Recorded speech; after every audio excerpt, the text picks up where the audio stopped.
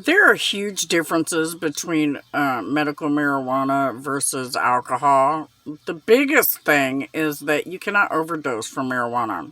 Just by simply consuming marijuana by itself, it is impossible to overdose on it. Yet you can die from alcohol poisoning.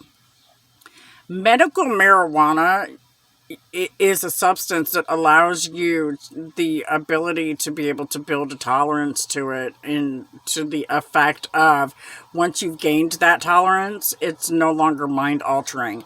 Whereas with alcohol, you might be able to build a tolerance to it, but eventually you'll still die from alcohol poisoning, and it will alter your mind in the process of all of that. So there are some huge things that are different from marijuana versus alcohol. And yes, alcohol, they say if you take a shot a day, it'll clean your system out, but so will vinegar. So there's no real benefit to alcohol medically that weighs versus the benefits to medical marijuana. Alcohol does not cure cancer. The only other thing I would say that it's good for medically is to sterilize, and we've got rubbing alcohol for that, which you can't consume anyway. It's poisonous and toxic, and we don't want to do that. Anyway, there are huge differences between medical marijuana and alcohol, and I'm saying this in reference to the authority who are consuming alcohol while they're making decisions regarding taxpayers at all of these parties and functions that they go to where alcohol consumption is a regular thing. I find it offensive as a taxpayer to watch these people who represent me make these decisions at these parties knowing that they're consuming alcohol. And it also goes to show you it's one of the big reasons that people are looking at our government and going, "Whoa, where's the problems here?" That's one of them. You should never make decisions while you're under the influence of alcohol, and it specifically says it in the Bible that leaders are not supposed to be drinkers. It doesn't say anything with regards to marijuana because it's a healing plant.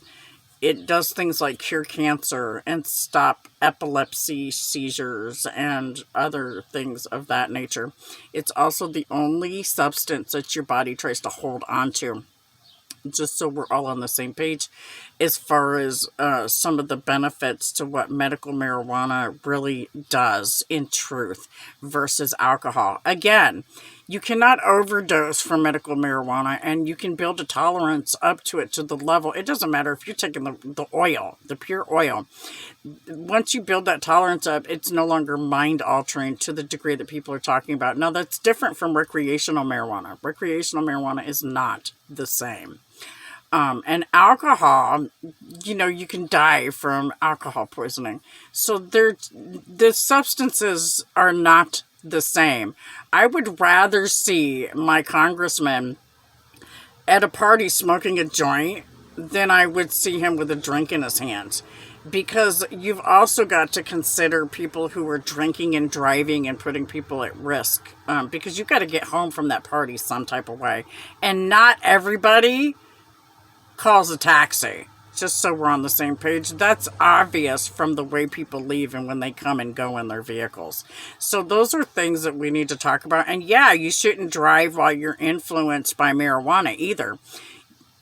If you're high off of marijuana, you shouldn't be making political decisions for taxpayers either. But if I had my choice of it, I would much rather see people on marijuana versus alcohol, because people that just smoke pot, they're not violent either. People that drink alcohol, after they get drunk to a certain degree, they cause scenes, they're mouthy, mean, and nasty, and then they do things that hurt others, not just physically, but emotionally too. They lose their ability to be what's the word I'm looking for? To be compassionate. And they become super selfish and only think of themselves. With God's love, God bless America. Have a blessed day. And back the badge.